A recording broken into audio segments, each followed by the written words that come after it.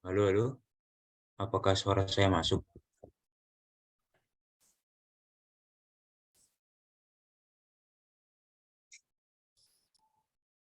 Oke. Aku ucapin selamat datang buat teman-teman di event Tech Ramadan Week 2023 di hari pertama ini. Semoga kabar teman-teman sehat selalu di bulan Ramadan ini. Em, aku mengucapkan terima kasih buat teman-teman semua yang sudah bersedia untuk meluangkan waktu ngabuburit sorenya hari ini bareng GDC Polines gitu. Nah, aku Satria sebagai moderator hari ini yang akan memandu jalannya acara dari awal sampai akhir. Nah, untuk materi hari ini, teman-teman, kita semua akan belajar tentang fundamental bahasa Dart. Nanti kita bakal dijelasin sama Mas Raffi tentang apa itu bahasa Dart, terus ada penjelasan juga tentang dasar pemrograman Dart. Nah, bahasa Dart ini sebagai bahasa pemrograman yang akan dipakai untuk pengembangan aplikasi Flutter, teman-teman. Untuk materinya akan disampaikan oleh Mas Raffi. Halo Mas Raffi, gimana kabarnya? Alhamdulillah sehat Mas. Oke. Oh iya teman-teman, buat teman-teman yang mau dapetin hadiah dari GDC Polines, teman-teman bisa dokumentasiin acara hari ini, bisa dalam bentuk video atau foto. Lalu teman-teman bikin story di Instagram dan tulis deskripsi pengalaman teman-teman mengikuti acara hari ini. Ditulis semenarik mungkin, dibuat semenarik mungkin, dan jangan lupa teman-teman tag ke Instagram @gdcpolines, gdsc.polines sebelum jam 10 malam. Buat teman-teman yang beruntung bakal dapat hadiah menarik dari kami tim GDC Polines gitu. Nah, tanpa berlama-lama lagi teman-teman, kita akan memasuki sesi materi. Kira-kira Mas Revi udah siap belum? Iya, insya Allah siap Mas. Oke, bisa dimulai aja, Mas. Oke, izin share ya teman-teman.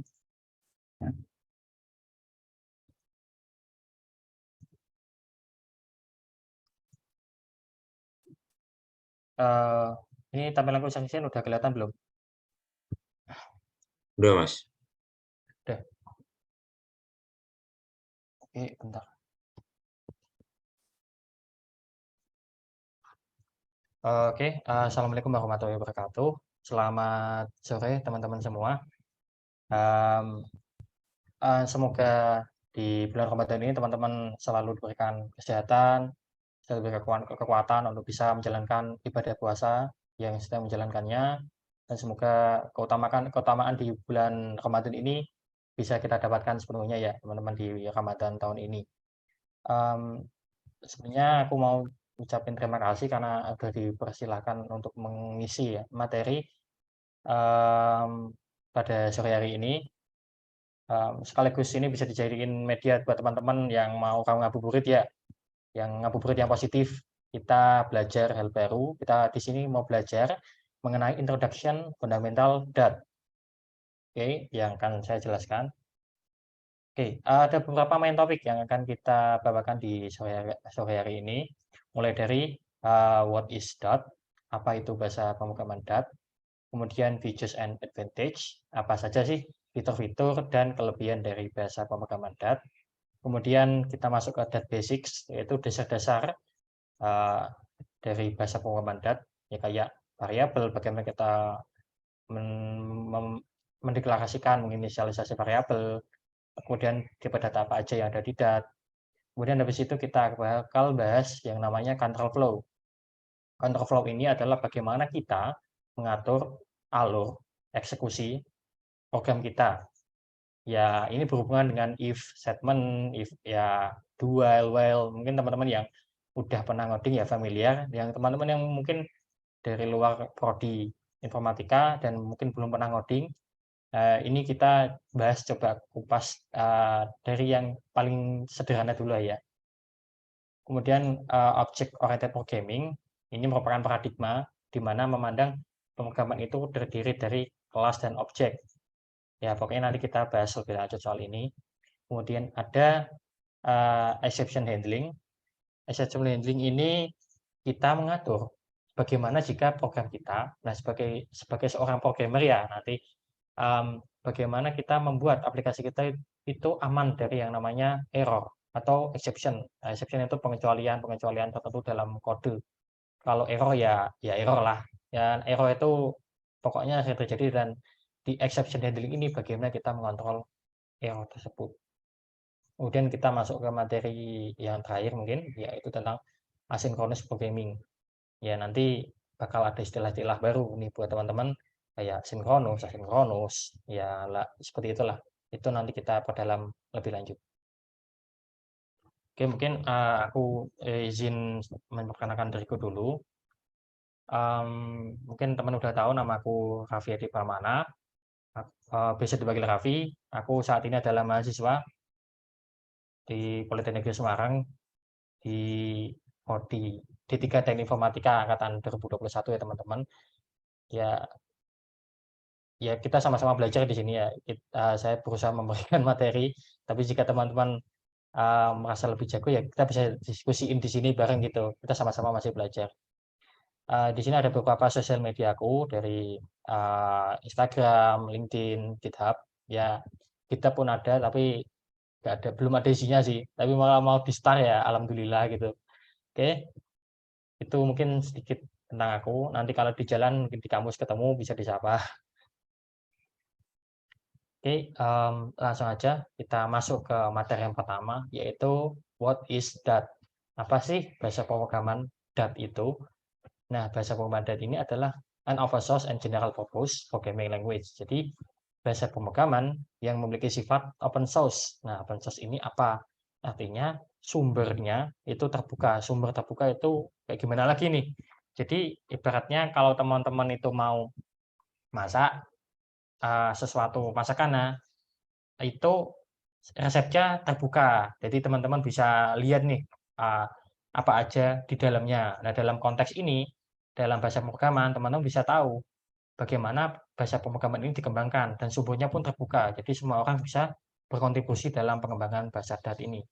Kemudian ada general purpose. Jadi bahasa pemrograman Dart ditujukan untuk berbagai kebutuhan, yaitu lebih tepatnya untuk mendevelop aplikasi yang ya dapat digunakan untuk berbagai kebutuhan. Oke. Kemudian yang kedua yaitu it's goal to be a productive and fast programming language for multi-platform development. Jadi bahasa pemrograman itu ditujukan untuk menciptakan bahasa pemrograman yang produktif dan cepat, teman-teman, untuk multi-platform development, untuk pengembangan aplikasi multi-platform. Oke. Tadi aku udah bilang kalau kita bakal bertemu banyak istilah ya. Ya, sekarang ada istilahnya namanya multi-platform. Nah, sesuai namanya mungkin teman-teman udah sedikit mengira ya, udah menebak-nebak nih. Multi-platform, multi itu artinya lebih dari satu, dan platform ini adalah media. Nah, media dalam hal ini itu adalah ya aplikasi itu dijalankan di media apa? Misal platform Android, platform iOS, platform desktop, atau platform web. Dengan menggunakan bahasa pemrograman Dart ini, kita bisa mendevelop untuk berbagai kebutuhan di berbagai platform itu. Kemudian yang ketiga yaitu optimized for UI creation. Jadi bahasa pemrograman Dart ini sudah ditujukan untuk membangun user interface yang optimal. Optimal ini ya cepat gitulah. Ya, karena memang Dart ini sudah dilengkapi dengan berbagai fitur untuk mempermudah atau istilahnya mempercepat pembangunan UI. Kemudian yang terakhir yaitu developed by Google and also form the foundation of Flutter. Jadi bahasa pemrograman Dart itu dikembangkan oleh Google. Nah, kita tahulah Google itu kayak apa. Kalau udah punya produk ya keren-keren lah pokoknya.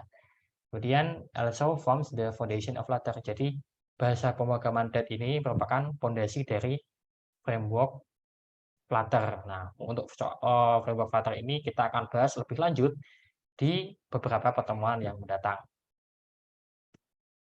Oke, ini ada sedikit memes ya teman-teman. What if we only had a single code base? Jadi pernah nggak sih bayangin teman-teman bagaimana jika kita cuma punya satu sumber kode?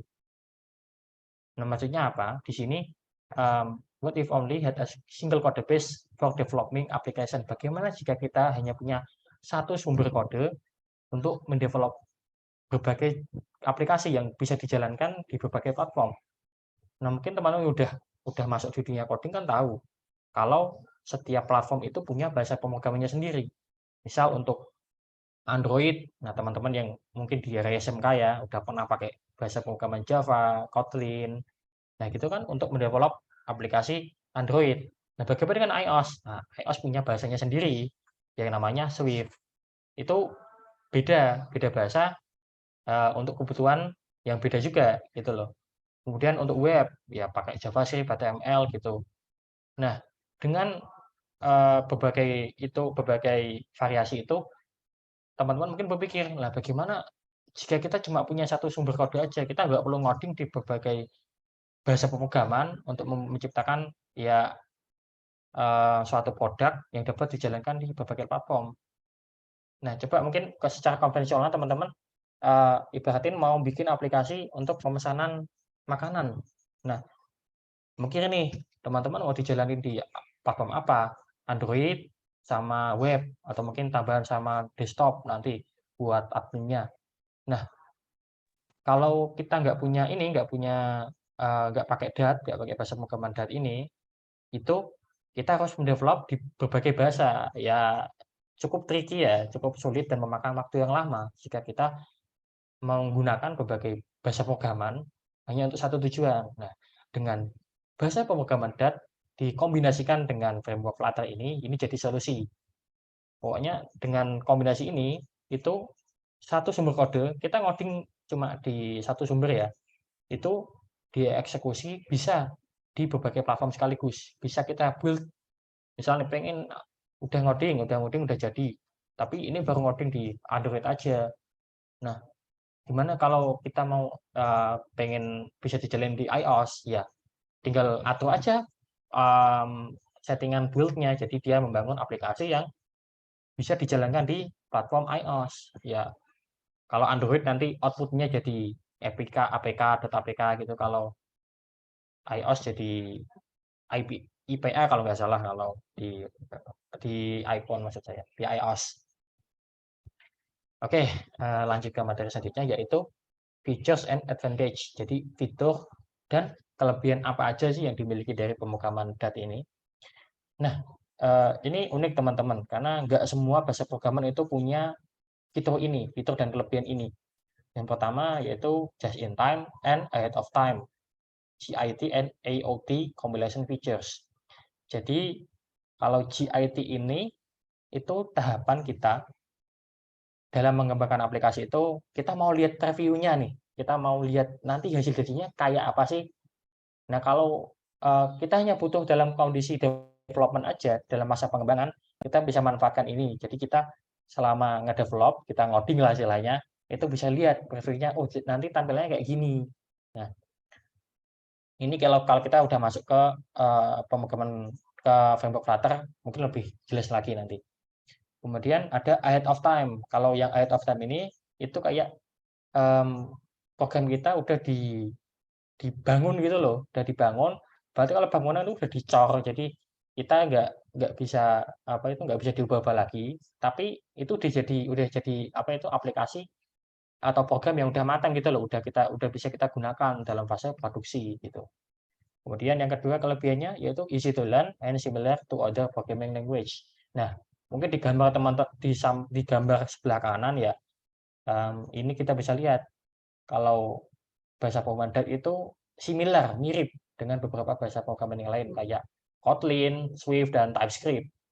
Nah, dengan kelebihan ini itu mempermudah kita lebih familiar gitu loh dengan ketika masuk ke bahasa pemrograman DAT.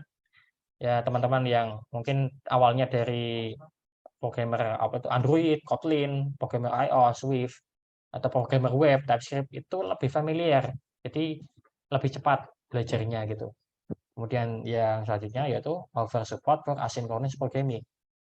Nah, ini kalau asynchronous programming mungkin yang teman-teman udah biasa dengan bahasa pemrograman JavaScript, itu udah nggak asing dengan yang namanya asynchronous. Nah, ini bisa kita analogiin, kita ibaratkan ya teman-teman. Untuk asynchronous itu, ya kita mulai dari yang namanya sinkronus dulu ya. Sinkronus itu tahapan di mana kode kita itu diproses dari atas ke bawah, sinkron, berurutan gitu loh, dari atas ke bawah. Nah, ibarat kalau di asinkronus itu nggak perlu menunggu satu proses dari atas ke bawah selesai, asinkronus itu bisa menjalankan proses atau tugas yang lain dalam kode itu. Kalau pengen dianalogiin itu ibaratin kalau sinkronus itu teman-teman mau masuk kelas nih, pintunya cuma satu. Nah, kalau mau masuk ke kelas kan ya harus antri kan ya kayak gitu. Kita harus antri, teman-teman kita yang di depan masuk dulu, itu namanya sinkronus. Kalau asinkronus itu kalau ibaratin teman-teman pesan makan di burjo lah, ibaratin. Teman-teman kan cuma bilang ke apa itu pelayannya atau di kasirnya, Mbak atau Mas mau pesan ini, mau pesan makanan ini. Ya udah teman-teman udah pesan nih, udah bisa pergi, bisa duduk, bisa nyambi ngerjain tugas, atau mungkin bisa melakukan hal yang lain gitu loh. Nggak usah nunggu di depan kasir itu sampai makanannya jadi gitu loh. Itu pengibaratan dari asynchronous programming. Kemudian di statically type programming language ini, nah ini juga yang keren nih. Jadi DAT itu mengenali tipe data apa yang kita gunakan di variabel. Nanti akan lebih jelas ketika kita udah praktek. Kemudian well supported by Google and its community. Jadi punya DAT ini punya kelebihan di mana dia disupport dengan baik oleh Google. Yang Google itu kan kita tahu produknya itu selalu diperbarui. Jadi kita tidak khawatir gitu loh kalau bahasa pemrograman DAT itu masih banyak kekurangan.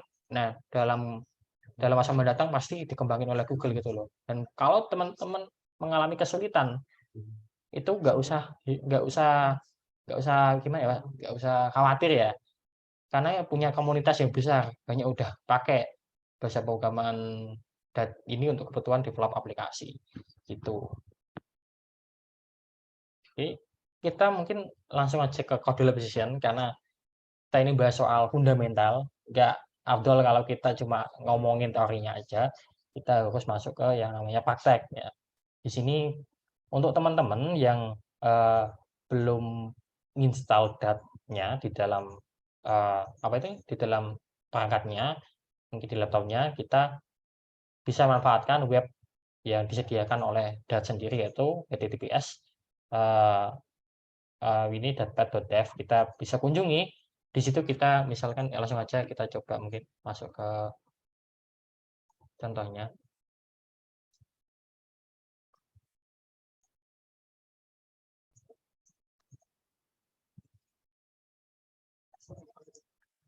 Nah, ini datpad.dev.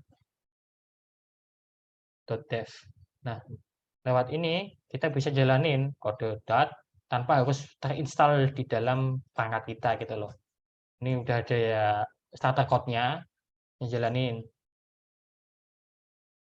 Nah, ini outputnya kayak gini. Nah, tapi kalau teman-teman ini udah install, udah punya atau pengen lebih lanjut mendalami soal bahasa pemrograman DAT ini, kita bisa install SDK-nya di https://dat.dev/get. Di sini teman-teman punya akses penuh dalam pengembangan aplikasi DAT. Kita bisa jalannya secara offline gitulah. Lebih enak kalau mau mendalaminya.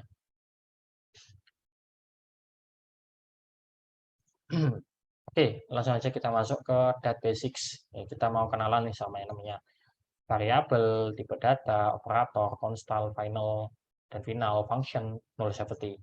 Kita mulai dari yang variabel dulu. Oke.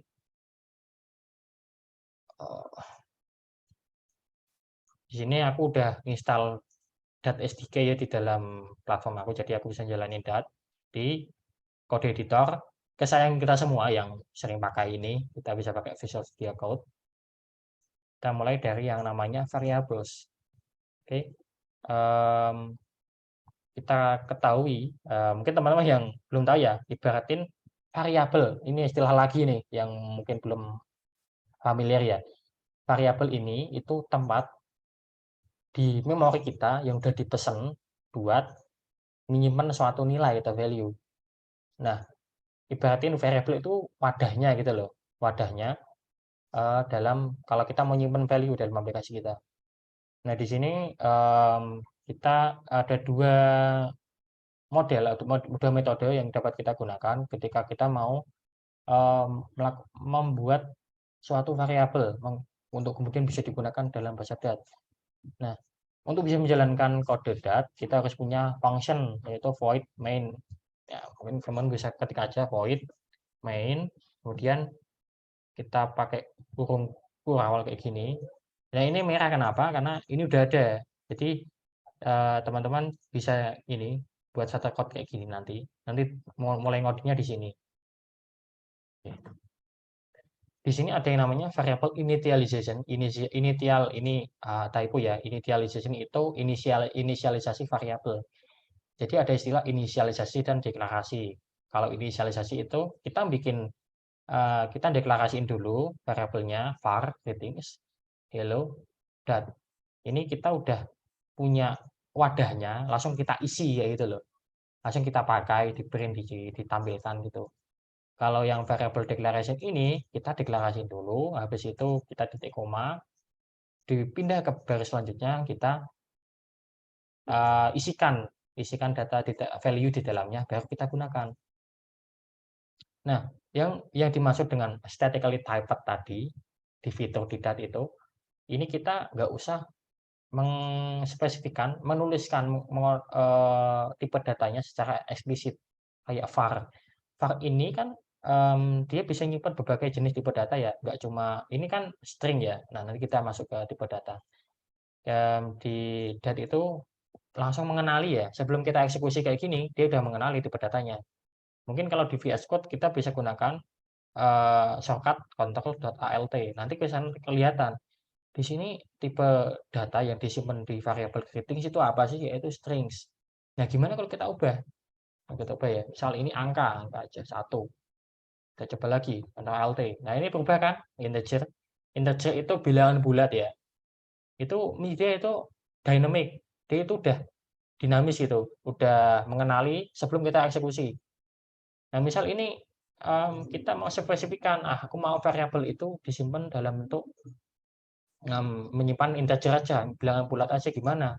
Bisa, tinggal ketik aja int, kita tentukan tipe datanya, terus kita misal angka kita sama dengan 1, ya diisikan dengan 1. Nah, kalau gini kan dia kalau diisi dengan yang lain, misal string ya, kata 1 gini, dia error. Karena dia udah ini nggak valid ya, karena di sini kita ibaratnya wadahnya kan udah untuk integer. Ya nggak boleh dong yang lain masuk kayak gitu. Oke, langsung lanjut ke tipe data. Oke, mungkin banyak banget ya tipe data di dat itu, mulai dari apa itu namanya string, integers, double, num, bool, boolean, list, set, kemudian map. Nah, kita mulai dari awal yaitu string atau ya yang nyimpen tipe data dalam bentuk teks. Kemudian ada integers yang menyimpan tipe data dalam bentuk value dalam bentuk bilangan bulat, nggak ada koma-komanya gitu. Kemudian double. Double ini tipe data yang menyimpan dalam bentuk desimal ya, bisa ada koma-komanya gitu. Kemudian numbers. Numbers ini gabungan dari desimal dan integers, bilangan bulat dan desimal. Jadi kita ngisikan kita bisa mengisikan baik koma, ada komanya atau tidak. Kemudian kita masuk boolean. Boolean itu yang menyimpan dalam bentuk true or false, benar atau apa ya, salah. Ini kita gunakan nanti kalau udah masuk ke control flow ya. Kemudian ada yang namanya list. Ini mungkin yang enggak asing, ini kita bisa sebut array ya. Menyimpan daftar dari berbagai value.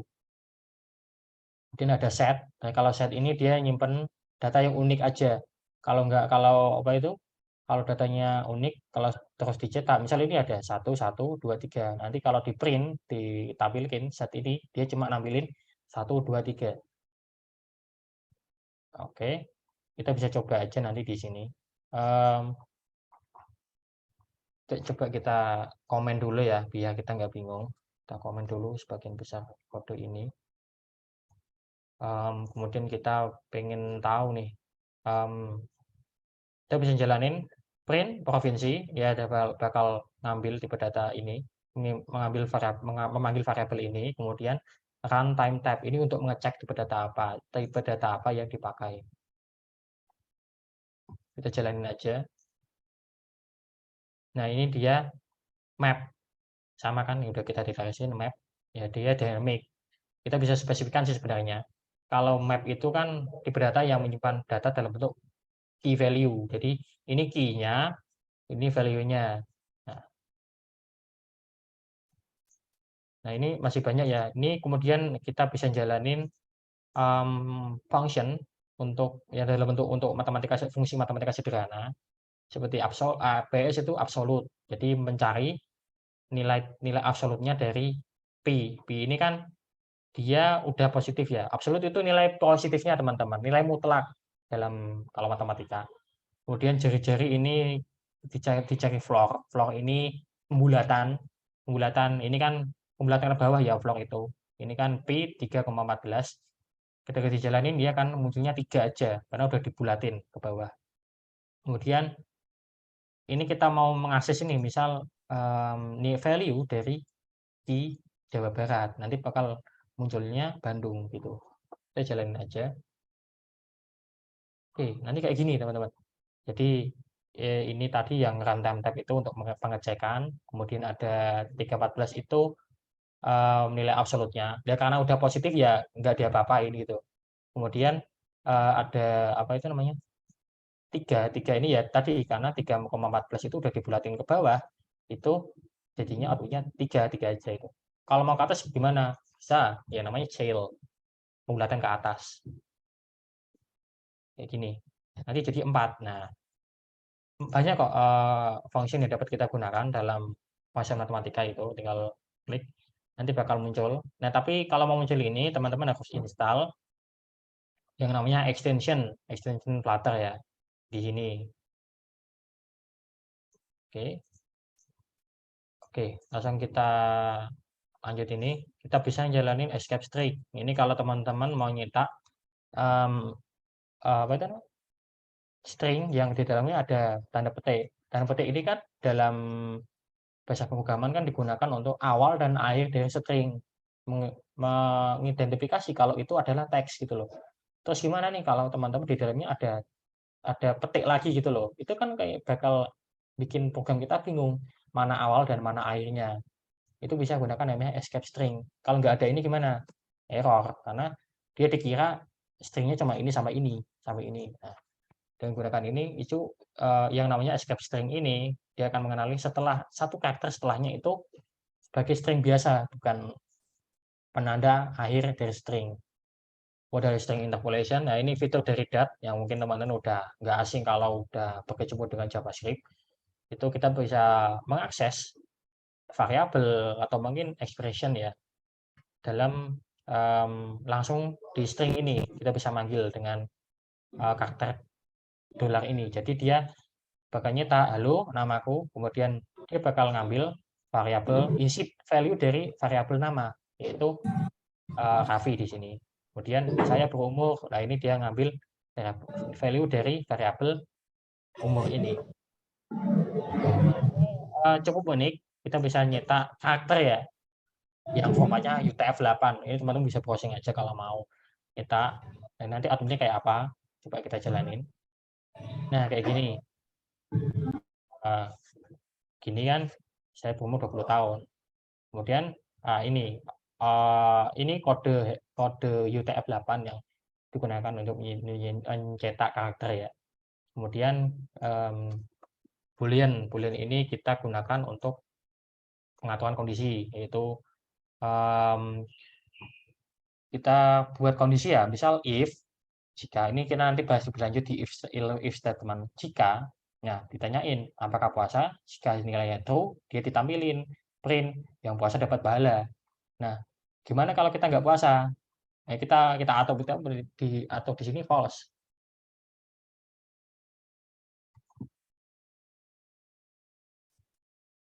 Kalau false nggak akan dicetak. Kalau true itu bakal dicetak. Oh, yang puasa dapat pahala itu teman-teman. Kemudian ada yang namanya list. Nah, ini buat kita perulangan nanti ya. Di sini dia bisa nyetak semua value yang ada yang disimpan dalam array dalam list ini ya teman-teman. Nah, coba kita cetak. Nah, seperti ini. Nanti dia melakukan perulangan. Nah, nanti ada sendiri kok yang bahas soal perulangan. Kemudian ada union dan intersection using set. Nah, set ini seringnya digunakan untuk mencari nilai unikan. Nah, kita misalnya punya himpunan teman-teman ya. Ini sedikit bahas matematika. Di sini dia bisa mencari irisan dan gabungan dari dua bilangan ini. Ini saya jalanin aja.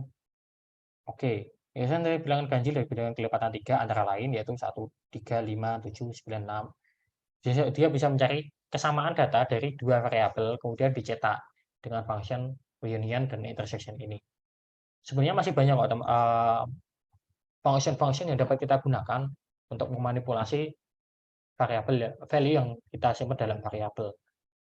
Nggak bakal cukup sih waktunya kalau bahas semuanya. Kemudian kita masuk ke kita masuk ke operator ya. Operator ini. Oke, di sini ada beberapa operator dalam DAT. Oke, mungkin di sini kita punya beberapa variabel ya. Kemudian ini ada istilah operands. Operands ini adalah representative of the data. Di sini A dan B ini sebagai operan. Operan ini kayak kalau mau penjumlahan kan ada dua bilangan yang mau dijumlahin nih. Nah, dua bilangan ini namanya operan. Kemudian operator lah. Kalau operator ini menentukan bagaimana jika dua bilangan ini misal itu dioperasikan. Misal kita gunakan operator addition atau penambahan, ya outputnya ya penambahan 1 tambah 1 misal 2 gitu.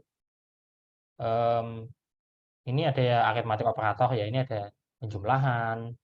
Ya, dia bakal menjumlahkan value yang ada di A dan B. Kemudian dicetak di sini nanti. Sama yang lainnya tuh ada subtraction pengurangan, multiplication perkalian, division pembagian, modulo sisa bagi. Sisa bagi itu kayak 5 dibagi 2, sisanya 1 kayak gitu. Oke, di sini ada lagi namanya equality and relational operator. Equality itu kesamaan dan relationality hubungan ya. Operator kesamaan dan hubungan itu ada is greater than lebih dari, is less than kurang dari. Ini return-nya atau kembali apa itu yang bakal dikembalikan adalah nilai true and false. Misal ini cetak A lebih dari B. Kalau ini memenuhi print A lebih dari B, maka dia akan nilainya false. Karena apa? Karena A kurang dari B. Begitu juga yang lain. Kemudian ada is less than, itu kurang dari. Kemudian is equal to, itu sama dengan. Is greater than or equal to, is not equal to, itu tidak sama dengan. Is greater than or equal to, itu lebih dari atau sama dengan. Dan is less than or equal to, itu kurang dari atau sama dengan. Ini biasanya digunakan untuk pengecekan. Nanti dalam condition kita akan bahas lagi. Kemudian ada namanya logical operator. Operator logika. Ini gunanya buat apa? Ini kita gunakan nanti dalam control flow ya. Kita bisa ngasih persyaratan kayak gitulah. Misal di sini ada ini dan ini maksudnya namanya logical operator dan atau and. Kalau yang ini ini kata apa namanya lupa saya. Itu namanya or. Kemudian ini ada not. Not ini akan mengembalikan. Jadi gini, ini ada operator dan. Nah, nilai kembaliannya itu akan salah kalau salah satu nilainya salah. Maksudnya apa? Misalkan gini teman-teman, untuk yang operator dan itu teman-teman mau berangkat kuliah. Berangkat kuliah itu pakai motor. Nah, pakai motor dan pakai seragam. Jika salah satu tidak terpenuhi, kalau misal nggak punya motor dan nggak punya salah satunya aja misal nggak punya motor, itu ya kita nggak berangkat kuliah ya, itu cuma pemisalan aja teman-teman.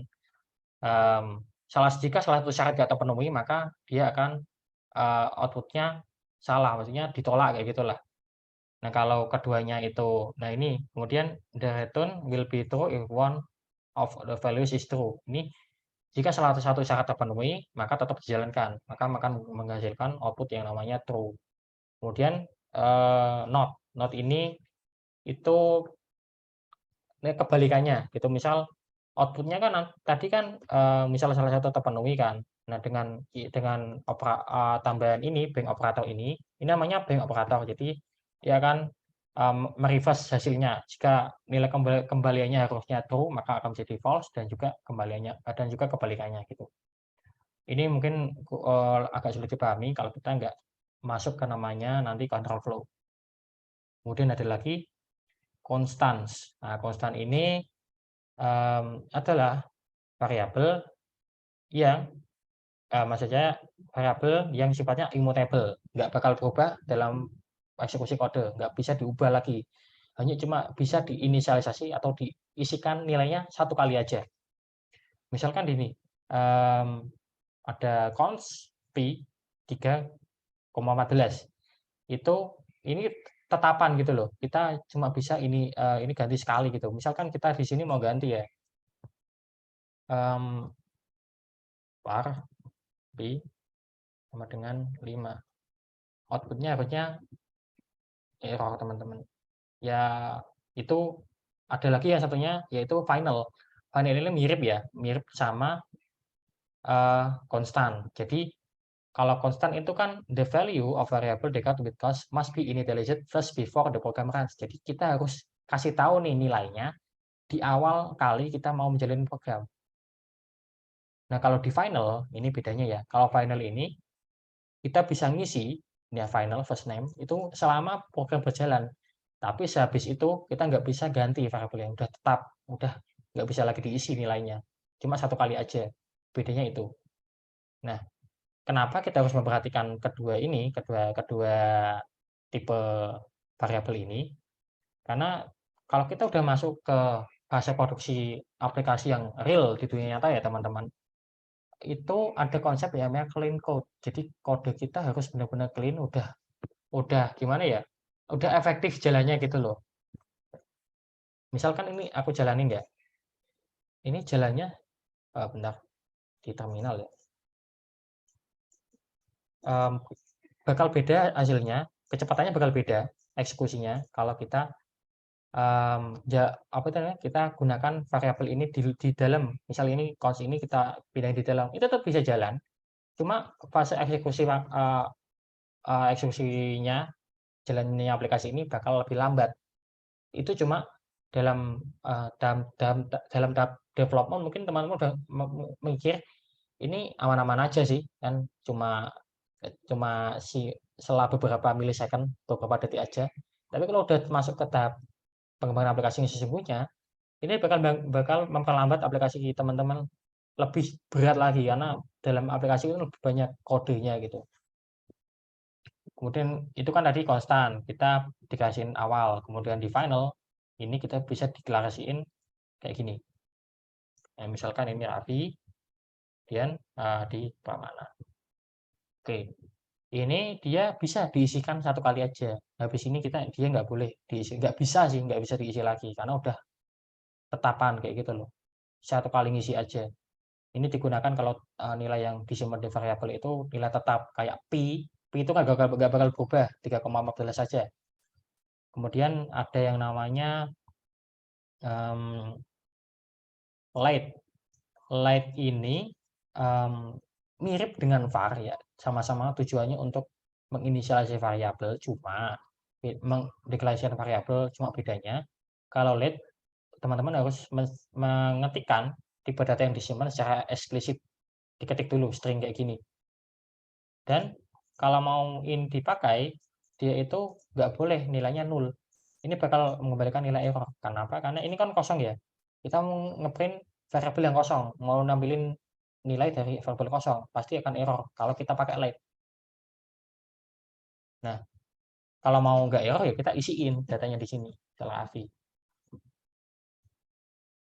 Nah, ini bedanya dengan var ya, ini dia walaupun ini kosong ya, ini tetap bisa membalikan walaupun ya 0. 0 itu nggak keisi, karena kosong benar-benar kosong gitu loh tipe datanya. Maksudnya variabelnya. Kemudian ada lagi nih, langsung lanjut kita tentang apa tadi? Function. Oke, di function ini oke. Function ini itu semacam blok kode yang dia bisa melakukan suatu operasi tersendiri gitu loh. Kalau kita lihat tadi sebenarnya kita udah pakai function yang namanya main, fungsi utama dalam bahasa pemadat, yaitu ini function main. Dia akan program dat akan mencari function yang namanya main ini untuk dijalankan. Nah, tapi kalau teman-teman mikir kan, kalau kita cuma pakai satu function kan program kita jadi panjang banget gak sih? Nah, misalkan ini kita mau jalanin apa itu ngeprint sapaan, greeting. Nah, kalau kita masukin ini dalam satu function, ya jadi panjang, akan menambah baris kode lagi gitu. Tapi dengan penggunaan function ini kita bisa menghemat dan juga bisa membagi pembagian tugas dalam program kita gitu lebih enak gitu loh. Bisa gunakan function. Ini tadi string interpolation ya udah kita bahas tadi soal memasukkan atau melakukan ekspresi dalam string. Nah, untuk penulisan function itu bisa pakai dua return type. Return ini nilai kembalian. Nah, kalau ini yang pertama itu function declared with double return value. Jadi fungsi ini akan mengembalikan nilai dalam bentuk double yang disebut sifatnya desimal ya teman-teman dari hasil operasi. Kemudian yang kedua yaitu void. Void ini nggak mengembalikan nilai gitu di dalamnya. Jadi dia bisa dipanggil tanpa kita bisa mengolah lagi datanya gitu loh. Berarti nih teman-teman itu kalau function yang pakai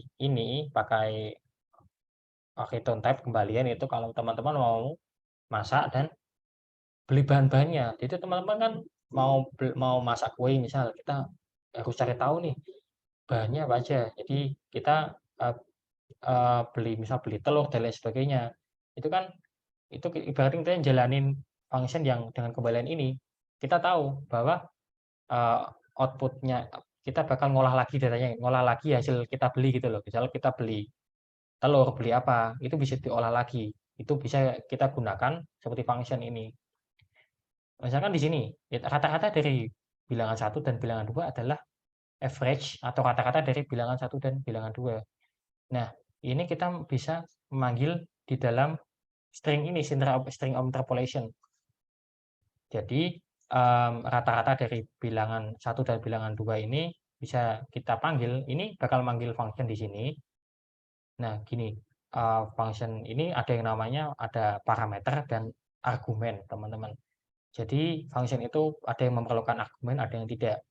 Kalau gini, ini function untuk mencari kata-kata. Dia butuh dia butuh parameter bilangan 1, bilangan 1 dan bilangan kedua. Habis itu dia bakal nyari penjumlahan bilangan 1 dan bilangan 2 dibagi 2. Habis itu dikembaliin, dapat kata-katanya, ditampilin di sini. Nah, gitu. Itu namanya function yang ada return type-nya kembaliannya. Tapi kalau kita function yang nggak ada kembaliannya, misal kayak ini greeting, itu kan cuma dia itu kalau diperhatiin teman-teman mau ngasih hadiah ke teman gitu. Kita punya hadiah, kita ngasih nih. Ya udah kita ngasih aja. Kita cuma cuma bisa dapat outputnya ya ucapan terima kasih gitu. Tapi kan ucapan terima kasih nggak bisa kita olah lagi, nggak bisa kita gunakan untuk hal lain gitu loh. Itu bisa pengibaratannya bisa kayak gitu. Jangan gini void greeting dia tanpa parameter ya. Ya dia cuma nyetak yang di dalamnya ini blok kode print hello namaku Raffi. Ketika dia dipanggil dia bakal ya nyetak ini hello namaku Raffi di dalam ini terminal. Kemudian ini untuk void yang fungsi bertipe return type void yang punya parameter. Jadi ini sama ya fungsinya kayak double ini, kayak ini function yang punya nilai kembali ini cuma bedanya dia nggak bisa diolah lagi nilainya. Ya cuma kita bisa, ya sama pengibaratnya nanti, kayak tadi ngasih hadiah. Kita cuma bisa ngasih itu ya output-nya ya kita cuma bisa lihat aja gitu kayak gini. Kata-kata 1,2 misalkan 1,2 kata-katanya berapa? Dikalkulasi, ya dicetak. Nggak bisa diolah lagi nih teman-teman. Bedanya kalau di function yang punya nilai kembalian itu bisa diolah lagi. Nah itu. Kemudian kita masukkan null safety. Oke, ini null safety itu sesuai namanya null safety, itu untuk mengamankan dari yang nilai namanya null.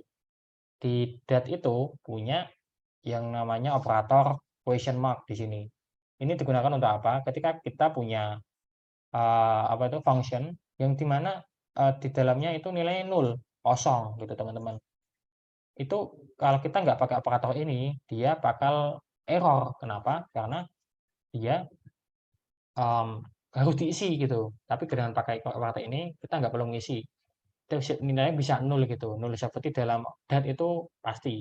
Semenjak pembaruan terakhir ini, dat itu punya fitur yang namanya 100% null safety. Jadi kode kita nggak boleh nih mengembalikan nilai nol. Dengan operator ini kita boleh mengembalikan nilai nol, tapi ini hanya untuk mengamankan saja ya teman-teman. Ini bakal kita gunakan lagi ketika udah masuk yang namanya mungkin phishing API kayak gitu. Mungkin teman-teman kan misal mau akses internet ya, akses internet itu kan bisa ngembaliin data bisa nggak? Misal nanti ketika sinyalnya jelek, dia kan nggak mengembalikan apa-apa. Nah gitu nilainya kan ibaratin kayak gini, nol. Kembaliannya kosong kayak gitu. Itu cuma pengibaratan null value dalam dat. Tapi lebih baik untuk null ini kita harus bisa antisipasi kapan kode kita kosong, kapan variabel kita kosong kayak gitu. Karena itu bisa mengaruhi alur kerja dari programnya sendiri. Nah, di sini ada function ya, function tadi by meal string favorite food. Ya, jadi dia punya parameter favorite food. Diambil dari ini. Nah, ini kan nilainya 0 ya di sini ya. Kalau dia 0, dia bakal mengembalikan I book nasi goreng. Tapi jika ada isinya, else, dia akan mengambil nilainya gitu. Kita jalanin aja. Nah, dia akan I book nasi goreng. Kalau diisi di sini, ayam goreng misalnya. I book ayam goreng gitu. Itu gunakan untuk mengamankan ya, mengamankan kode kita dari 0 yang namanya 0. Kemudian itu tadi soal dat basic ya teman-teman. Kita masuk lagi yang namanya control flow. Jadi di sini control flow itu apa? Nah, ketika teman-teman ini dalam kodenya, kode kan program itu kan punya namanya pengkondisian. Kita bisa mengatur bagaimana kode kita dijalankan gitu. Ada beberapa subbahasan seperti if and else, conditional expression, for loops, while and do while, break and continue, switch and case. Nah, oke langsung aja. Oke, di control flow kita mulai dari yang paling mendasar dan mungkin hampir ada di semua bahasa pemrograman. Nah, di sini. Di sini kita ada yang namanya if else. If else ini semacam percabangan di mana itu mengatur alur eksekusi kode kita. Di sini kan kita punya function nih, ya namanya score, yaitu menyimpan nilai 85. Kemudian kita nyetak nih print nilai Anda. Ini memanggil function calculate score yang parameternya score. Jadi dia bakal manggil ini, kemudian parameternya ini diisikan dengan 85.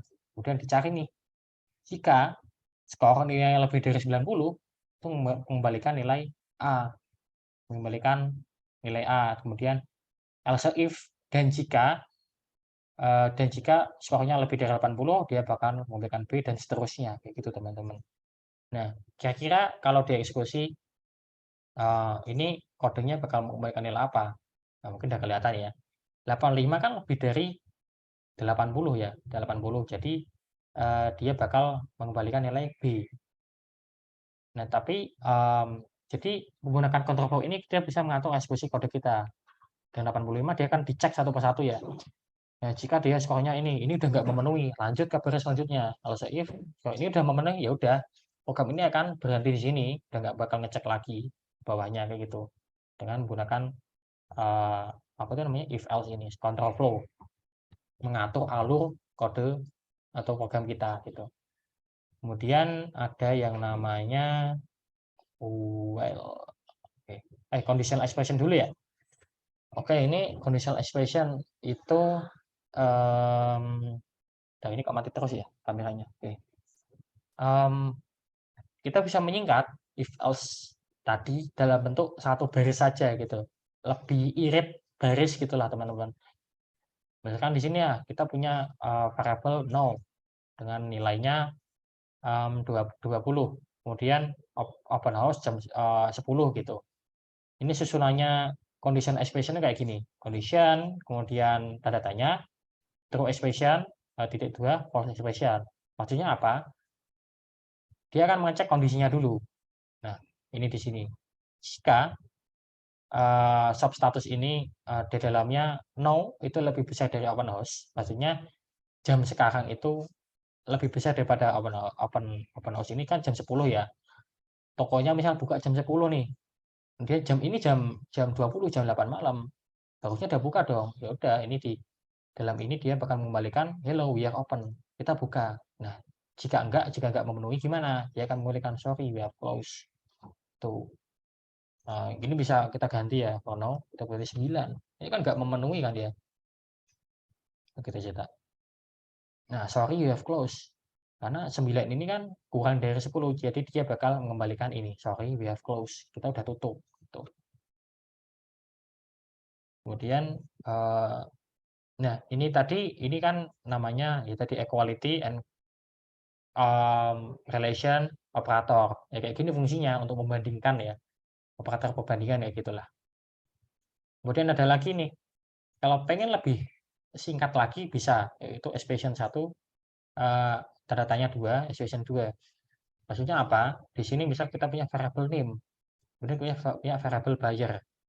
Nah, ketika dia kosong, ketika variable buyer ini kan bakal diisi dengan variable lainnya gitu loh, dengan variable name. Jika name ini kosong, dia bakal otomatis diisikan dengan user.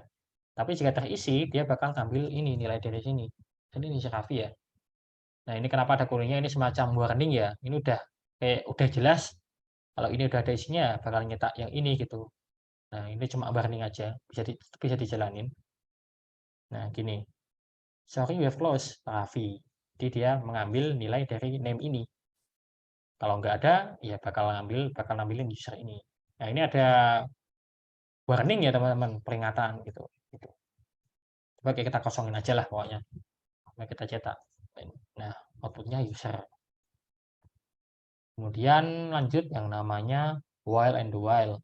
Oh, looping dulu ya, for loops. Perulangan atau for loops ini digunakan untuk ya mencetak apa itu namanya beberapa baris melakukan perulangan lah istilahnya. Ini ada for dan dalam for ini ada beberapa parameter ya. Yang pertama ini is integer AI sama dengan 1. Ini titik mulainya, perulangannya itu dimulai dari keberapa, indeks keberapa gitu. Kemudian yang kedua ini condition. Kondisinya itu gimana? Dia bakal nyetaknya itu jika memenuhi kondisi ini, jika I kurang dari 10. Nah, kemudian yang terakhir yaitu increment atau decrement. Ini jika setelah menjalankan perulangan ini, mencetak I, dia bakal melakukan perulangan lagi, mengecek, kemudian ditambah gitu loh. Nah, ini kalau kita jalanin, dia bakal mencetak nilai dari 1, kan dimulai dari 1, kemudian akhirnya adalah 10, 1 sampai 10. Nah,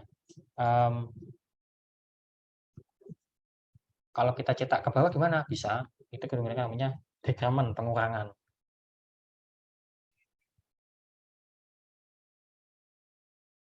Kita ubah ini menjadi lebih dari sama dengan 1. Begini. Nah, ini dia bakal mencetak dari atas ke bawah. Dia akan mulai dari 10, kemudian jika I lebih dari 1, nah mulai dari 10 kan lebih dari 1. Nah, dia bakal melakukan pengurangan 10 dikurangi 1, 9. Masih diulang lagi. 9 itu masih kurang dari 10. kurangi lagi sampai 1. 1 itu udah limitnya gitu loh, udah kondisinya udah mentok ini, lebih dari 1 gitu. Kemudian ada lagi yang namanya while dan do while.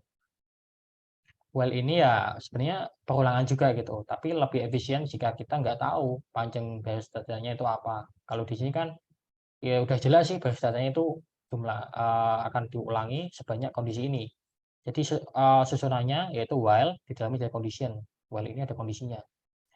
Kondisinya itu memenuhi enggak gitu. Kalau memenuhi ya dia bakal melakukan apa yang ada di sini to do yang dilakukan. When dia bakal nyetak i kan 1 ya, nyetak 1 gitu. Kemudian ada penambahan. Ya sebenarnya sama tadi kayak for loops, tapi lebih ya hampir sama sih sebenarnya for loop dengan while ini. Nah, bedanya kalau kita hapus ya ini, itu masih tetap bisa dijalanin, tapi nanti akan muncul namanya endless looping. Dia akan melakukan perulangan tanpa henti karena nggak ada penambahan nih teman-teman. Tapi coba ya, ini 1 terus ini nggak berhenti codingannya. Dan ini kalau dijalanin mana-mana crash aplikasinya ya, boleh. Ini juga. Kalau kita kurangin gimana? Tetap itu namanya endless loop. Dia bakal nyetak terus karena dia bakal melakukan pengurangan terus menerus sampai tak terhingga gitu. Ini dihindari teman-teman. Jangan sampai program kita crash. Kemudian ada lagi yang namanya do while. Do while ini hampir sama kayak while tadi, tapi setidaknya dia dicetak 1 kali gitu loh. Do ini kemudian ada penambahan. Kemudian kita ngecek kondisinya. Jika i kurang dari 100, maka dia akan mencetak terus sampai i-nya kurang dari atau sama dengan 100. Jadi 1 sampai 100. Ini. Kemudian dia kalau kita kasih 1, dia cuma nyetak 1. Tapi setidaknya dia kan melakukan ini 1 kali gitu loh. Baru dia melakukan pengecekan. Itu. Kemudian yang namanya break and continue. Nah, ini break and continue ini adalah keyword yang kita gunakan untuk melakukan break dan continue ini. Break itu kayak apa ya, program kita akan berhenti di sini gitu loh. Ketika dia udah memenuhi suatu kondisi, dia akan di break. Codingnya bakal berhenti di situ gitu loh. Kita jalanin ini ya. Nah, ini kan programnya kan dia bakal nyari bilangan prima antara 1 sampai 100. Itu 1 sampai 100 kita masukin bilangan prima yang kita masuk itu 13. Dia itu bilangan prima ke berapa gitu. Dia bakal mengecek satu persatu nih dari variabel ini. Ngecek 2 ini enggak sama dengan ini 13. Terus 3, 5, 7, 11, 13. Dia bakal berhenti. Oh, udah ketemu nih variabel ke-13. Variabel apa itu nilainya 13. Udah sama. Kondisinya udah sama. Dia akan di break. Diberhentikan di situ aja. Kemudian ada continue, ada break ya ada continue. Keyword continue ini akan melewatkan. Kalau break kan menghentikan, kalau ini melewatkan. Ini kan perulangan untuk mencetak bilangan genap. Nah, ini genap ini kenapa?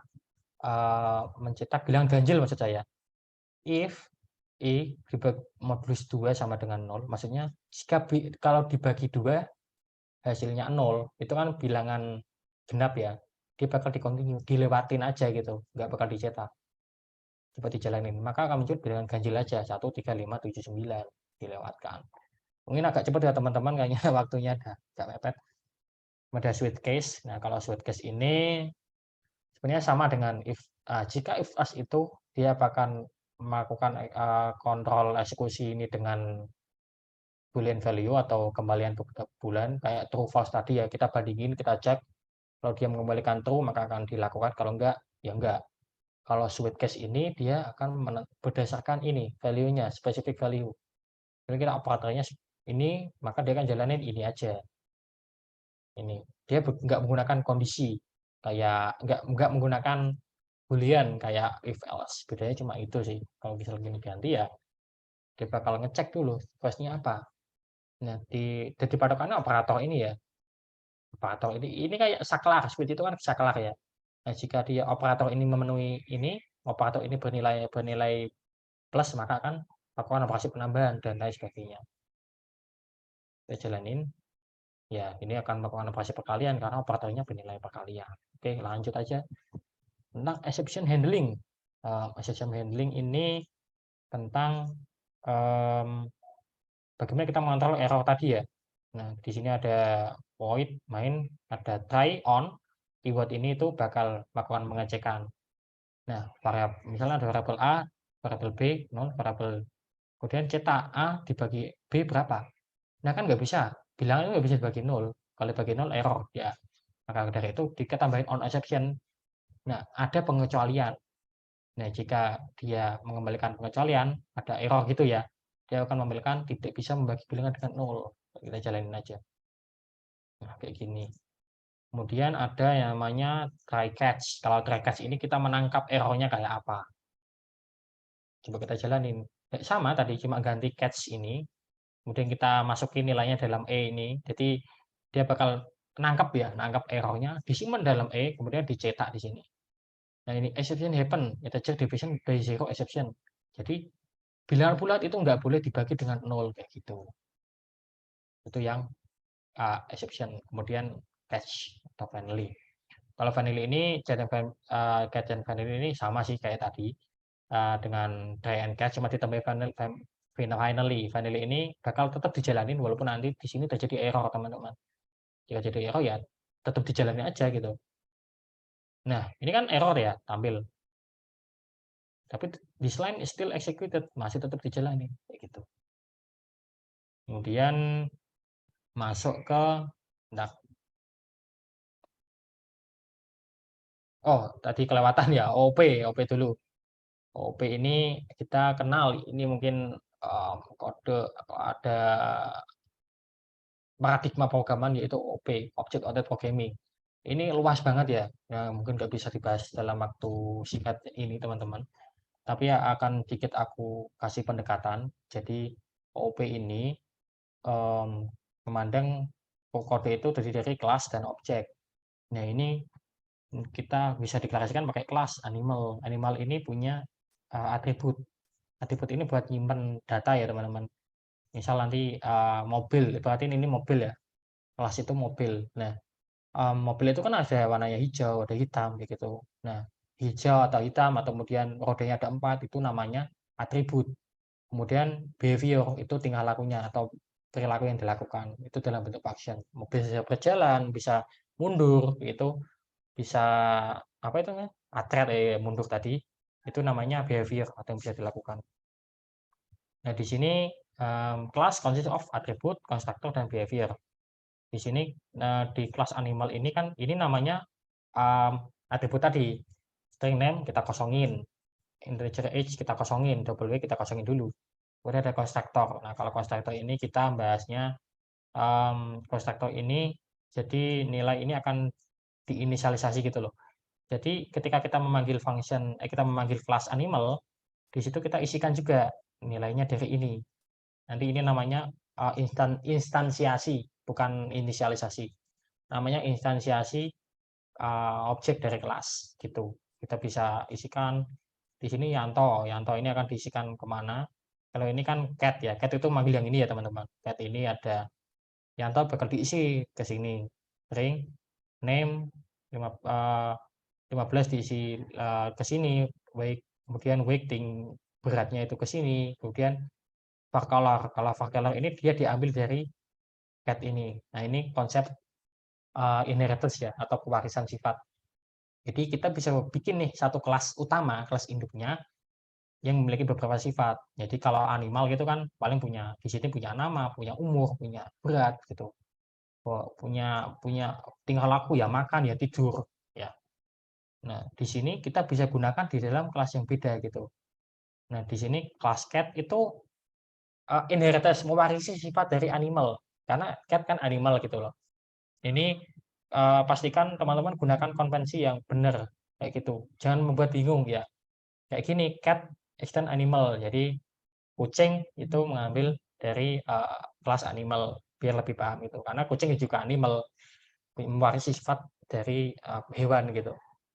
Nah, di sini di kucing ini cuma ada satu nih, cuma satu void yang cuma satu metode atau behavior itu cuma jalan. Kalau di ini kan ada eat and sleep. Ini namanya konsep yang namanya inheritance atau mewarisi sifat kayak gini.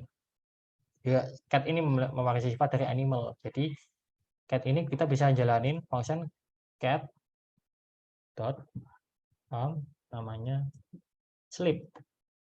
Nah, walaupun cat ini kan dia diambil dari sini ya, tapi dia bisa jalanin tingkah laku di sini.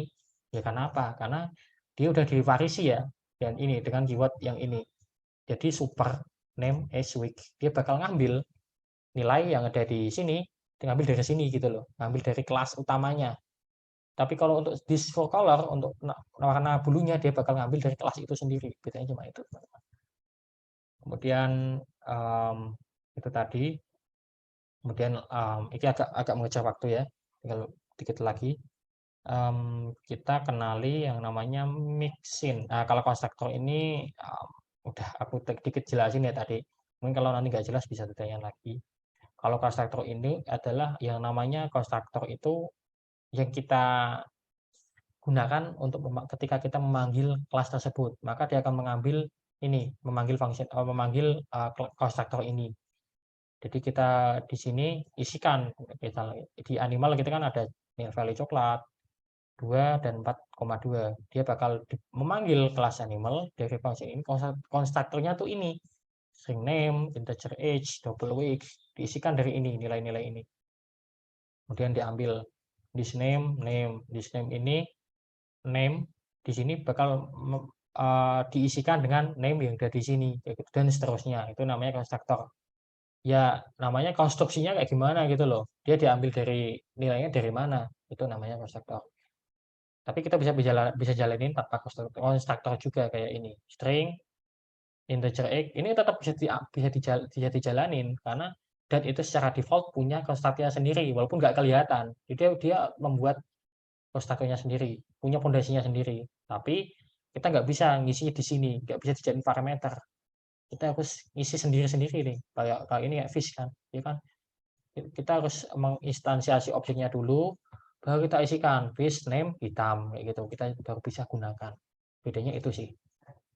Kemudian ada mixin. Nah, mixin ini kalau misal ada beberapa kelas, kita bisa nerapin yang mirip dengan multiple inheritance. Jadi satu kelas itu bisa mewarisi beberapa sifat dari kelas yang lain kayak gitu loh. Tapi di sini kita gunakan yang nama mixin. Mixin ini kita bisa ini misal kelas sapi with namanya pakainya with ya. Kalau tadi kan inheritance kan extend. Kalau ini pakainya with mamalia dan berarti 4. Nah, berarti kelas sapi ini akan mewarisi yang ada di mamalia void ini dan juga yang ada di kelas berkaki 4. Mixin berkaki 4 gitu.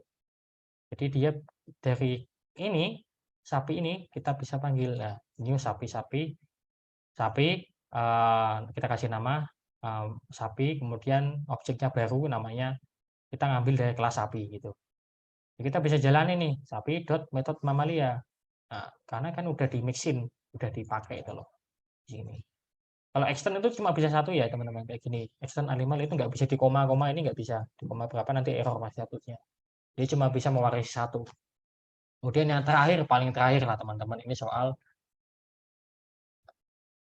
asynchronous programming. Oke, yang terakhir ini untuk hari ini. Asynchronous programming ini dimana kita bisa menjalankannya tadi. Kita nggak bisa antri kalau mau, nggak perlu nungguin di depan kasir kalau mau dapat makanan kita. Kayak gini sama. Ada async await syntax are used implemented. Di sini ada syntax async dan await. Di sini digunakan untuk asynchronous programming dalam dat. Oke. Ketika ini dijalanin, maka gini susunannya. Void main, ya ini sifatnya asinkronus. Print memesan minuman, dia akan menyetak ini dulu, kemudian jalanin ini.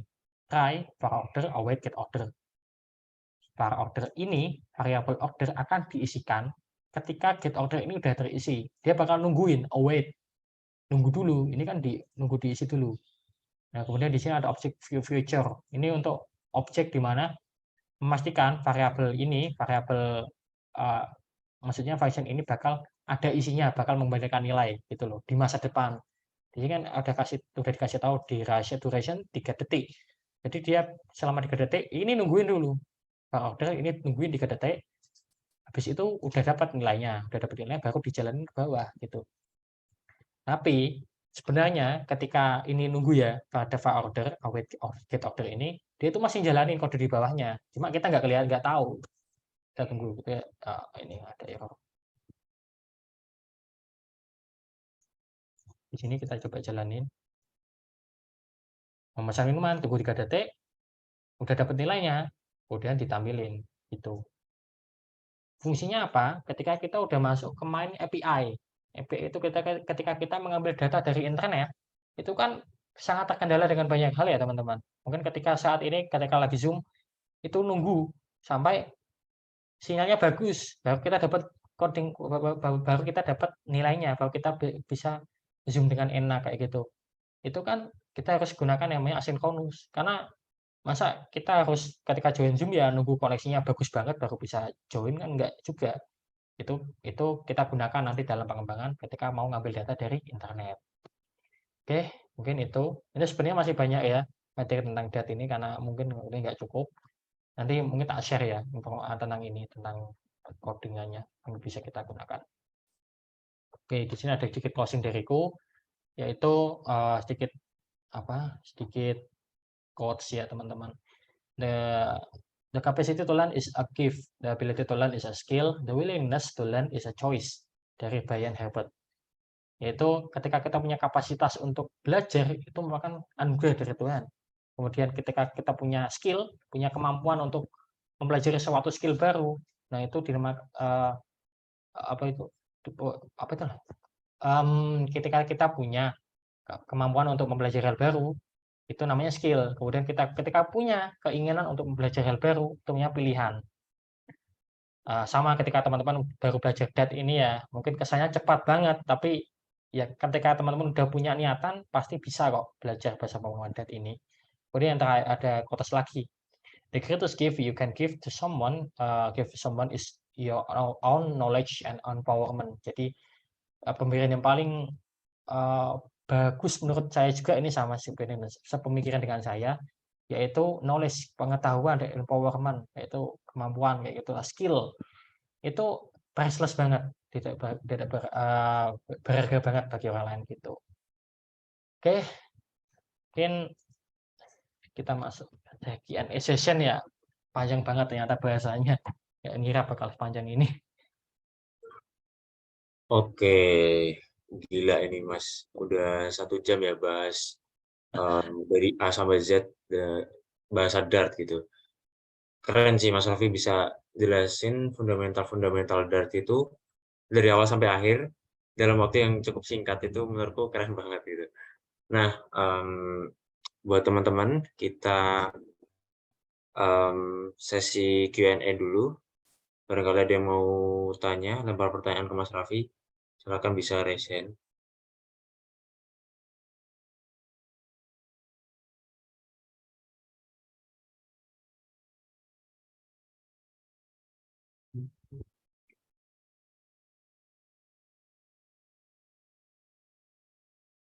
Ulangi sekali lagi teman-teman, buat yang mau tanya-tanya tentang materi yang disampaikan, materi yang di luar juga nggak masalah kayaknya, Mas Raffi. Bisa langsung raise hand aja. Ya, tanya apa aja bisa teman-teman. Nggak perlu yang hal teknis juga kok. Kita sini cuma sama-sama belajar.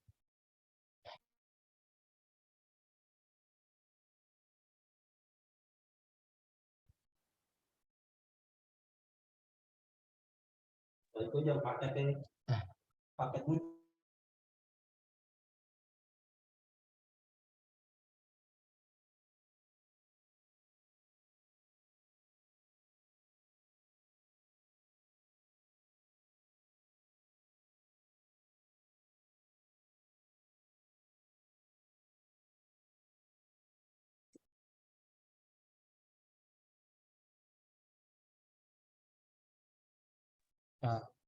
Oke, kalau mungkin nggak ada pertanyaan dari peserta, aku aja ya Mas yang tanya Mas. Oke, silakan Mas. Besok itu kan Mas Raffi mau bahas lagi kan soal Flutter. Oke. Nah, kira-kira yang Mas jelasin ini ada kaitannya nggak sama besok? Ya, apa itu namanya? Ya, izin jawab ya. Yang kita pelajari soal dat ini sebenarnya sangat bergantung, sangat ya mohon maaf ya kalau agak bising di sini. Jadi yang kita pelajarin di sini dengan bahasa pemrograman dat ini ya penting banget sebelum kita benar-benar loncat. Ini sebagai fondasinya ya teman-teman. Nanti ketika kita masuk ke pengembangan Flutter itu kita harus tahu fondasinya. Jangan sampai loncat ke pengembangan aplikasi tapi kita nggak tahu.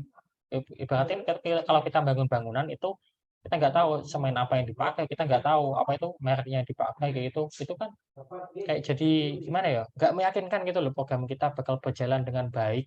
Walaupun mungkin bisa, cuma kita nggak tahu itu berjalan efektif kalau nggak. Nah, hubungannya ya kita bakal lebih fondasi yang bagus ketika kita udah masuk ke udah apa itu namanya masuk ke pengembangan Flutter. Nah besok kita pasti gunakan ya tadi ketika deklarasi variabel kayak gitu pasti kita gunakan di dalam framework Flutter gitu. Oke, jadi berguna banget ya Mas materi hari ini buat melangkah ke besok.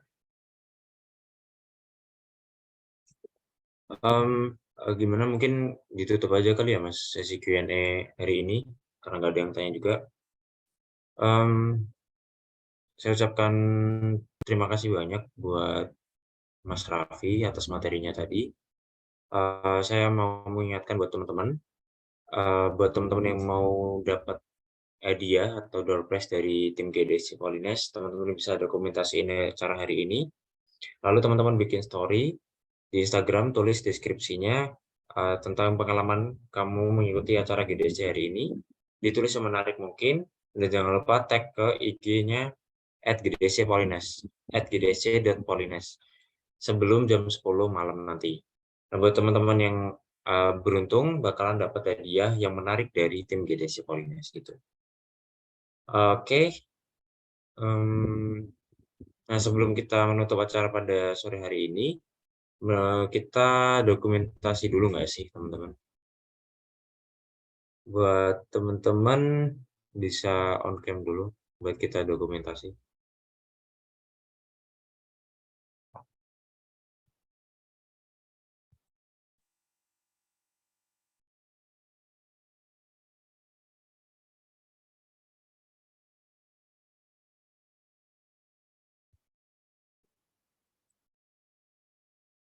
Yuk teman-teman bisa on cam dulu kita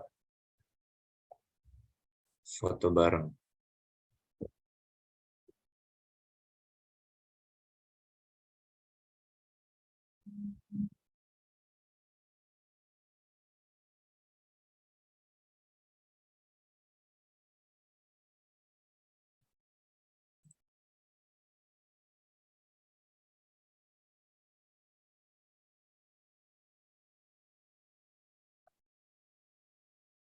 Sekali lagi ngingetin teman-teman buat yang belum on cam bisa on cam dulu, kita mau foto bareng nih, sesi foto bareng.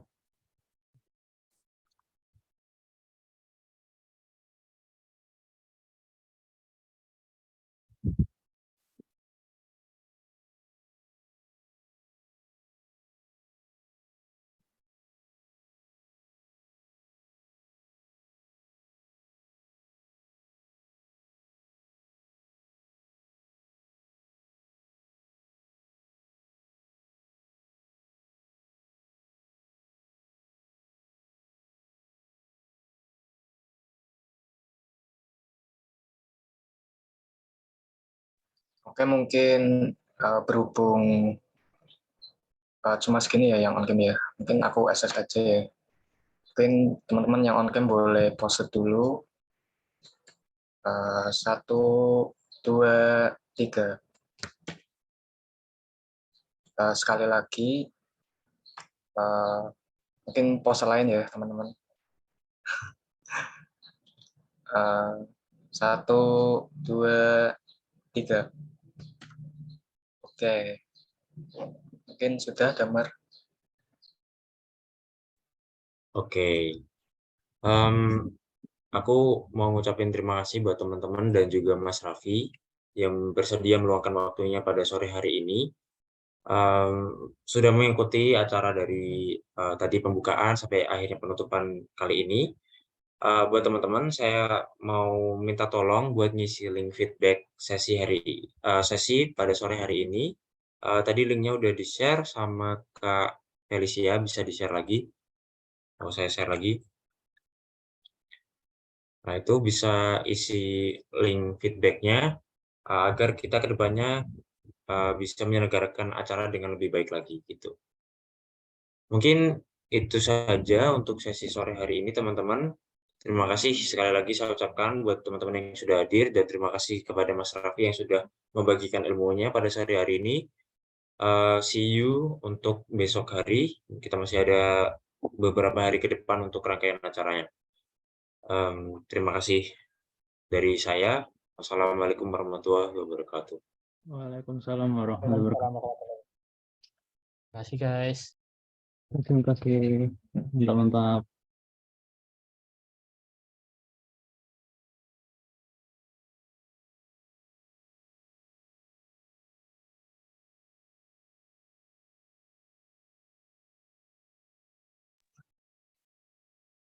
Terus mau pesan. Malah gue. Buka bersama lagi. Ayo, yuk. Yuk, buka bersama yuk. Amin. Udah buka anjir. Info Pesertanya berapa sih yang join total, Mas? Ini. di 13-an sih. Kurangi kalian berarti 11. Kurang itu bareng. Kurang itu yang bareng, Gap.